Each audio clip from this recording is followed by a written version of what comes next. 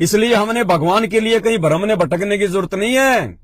सतगुरु रामपाल जी भगवान के लिए हमने किसी आश्रम में धक्के खाने की जरूरत नहीं है, किन्हीं आश्रमों में भटकने की जरूरत नहीं है। अगर विश्वास है, कहे कबीर सुनो भाई साधो मैं तो हूं विश्वास में, तो परमात्मा आपके घर पे भी है, आपके पास में रहेगा मान लेके। और वो प्रोसीजर परमात्मा ने सात संगतियों के माध्यम से शुरू करवा दी है। भाई और बहनों, जब तक सतगुरु रामपाल जी भगवान हिसार जेल से बाहर नहीं आ जाते हैं, तब तक हमने भगवान को कहीं नहीं देखना सिवाय अपने घट में और अपने घर में, कहीं नहीं देखना। और यदि कोई भगवान को कहीं और देख रहा है तो वो मूर्ख आदमी है, जाहिल है, वो गवार है, उसे अभी तक परमात्मा का ज्ञान ही समझ में नहीं आया।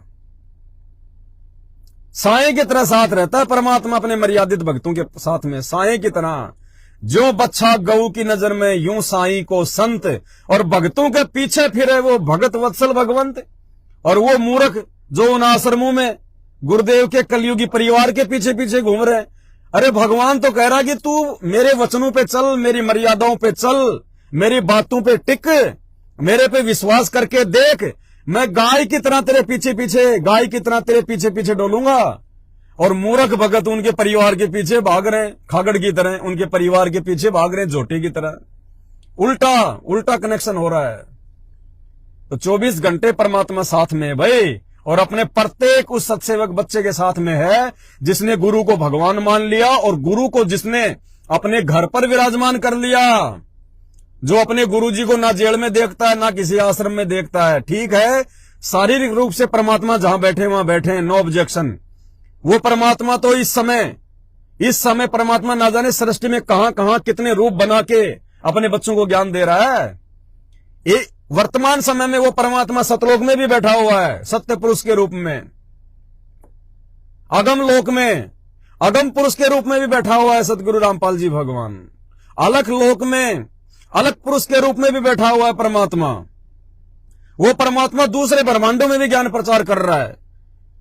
वर्तमान में वो परमात्मा दूसरे लोकों में भी अपने भक्तों के पास, अपने बच्चों के पास में जो कभी उनसे बिछुड़ गए थे, उनको जा जाके संभाल रहा है।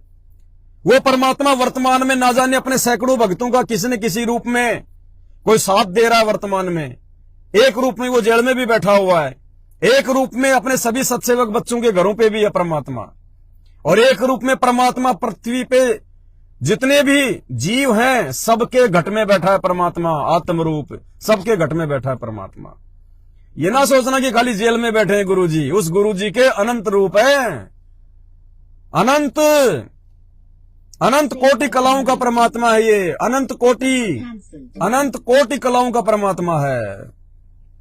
तो भाई और बहनों, जिन चंद लोगों ने संत रामपाल जी की आड़ में, जैसे उनके परिवार वाले और ये कोऑर्डिनेटर, इन्होंने जो धर्म को धंधा बना रखा है बेचारी भोली भोली आत्माओं को मूर्ख बना के, हमने उनके पीछे नहीं जाना, उनके पीछे नहीं डूबना। ये पिछली पीढ़ी का समय है। भगवान ने इतना ठोक के ज्ञान और शिक्षा इसीलिए दी है, किसी के झांसे में नहीं आना। अगर परमात्मा मान लिया अपने गुरु को, तो परमात्मा का कोई बेटा बेटी नहीं होता, परमात्मा की कोई पत्नी नहीं होती, कोई भाई नहीं होता, कोई परिवार नहीं, कोई रिश्तेदार नहीं। परमात्मा का अपना वो है जो उनके वचनों पे चलता है, जो उनके ज्ञान को आधार बना के चलता है, जो गुरु को भगवान मानता है, वो है परमात्मा का असली।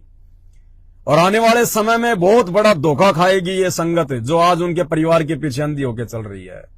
आप देख लेना 2028 से पहले पहले सारे आश्रमों के ताले लग जाएंगे, इन समस्त आश्रमों के ताले लग जाएंगे, क्योंकि जो घटियापन सतलोक आश्रम मैनेजमेंट हरियाणा ने दिखाया है वो तो जगत वाले भी नहीं दिखाते।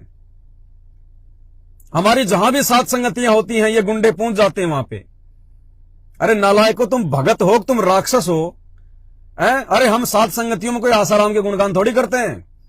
अरे तुम्हारे गुरुजी संत रामपाल जी भगवान की जय जयकार करते हैं, उन्हीं को भोग लगाते हैं, उन्हीं की महिमा करते हैं, उन्हीं के शब्द गाते हैं, और तुम राक्षस स्वभाव को धारण किए हुए मनुष्य में नीच मूड, तुम अपने गुरुजी की पूजा भी नहीं करने देते। तुमसे बड़ा राक्षस और कौन होगा धरती पे, तुमसे बड़ा अज्ञानी और कौन होगा धरती पे।